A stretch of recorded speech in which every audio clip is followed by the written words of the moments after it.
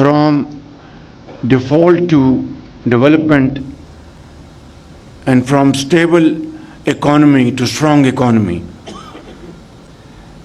इसमें बेपनाह मराहल आए, बहुत मुश्किलात का सामना करना पड़ा। कौन नहीं जानता कि 2023 में यहाँ पर मैं कोई सियासी गुफ्तगू नहीं करूँगा जिससे कि आज की इस शानदार मजलिस में राय तकसीम हो, लेकिन सिर्फ हक़ाइक़ बयान करने की हद तक ये कहूँगा कि जब 2023 में IMF के प्रोग्राम के लिए हम सरतोड़ कोशिश कर रहे थे, और ये कौन नहीं जानता कि पाकिस्तान डिफ़ॉल्ट के दहाने पर था, और उस डिफ़ॉल्ट से बचने के लिए मेरी क़यादत, मेरे लीडर मोहम्मद नवाज़ शरीफ, मेरी पार्टी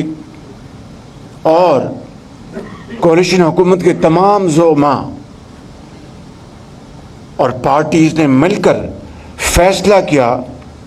कि हम अपनी सियासत को कौमी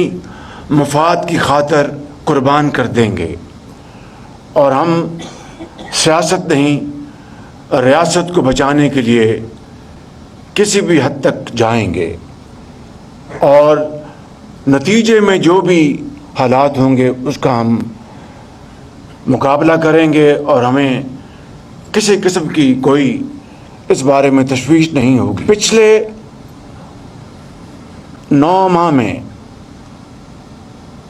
ये ना मेरा कमाल है न किसी और का, ये अल्लाह ताला का बेपाया फजल करम है, पाकिस्तान के आवाम की दुआएं और आम आदमी की बेपनाह कुर्बानियाँ, जिन्होंने सब्र और तहम्मुल से 38% महंगाई का बोझ बर्दाश्त किया, कारोबारी हजरात ने 22% जो हमारा प्राइमरी रेट था उसको देखकर वो खौफज़दा थे। हमारे जो फॉरेन एक्सचेंज के रिज़र्व्स थे वो इंतहाई महदूद थे, और दूसरे हवालों से बात की जा सकती है। मुख्तसरन ये कि हमें एक और IMF का प्रोग्राम मजबूरन लेना पड़ा, और उसके लिए वफाकी हुकूमत के साथ सूबाई हुकूमतों ने भरपूर ताउन किया कि उनके बगैर ये मुमकिन नहीं था,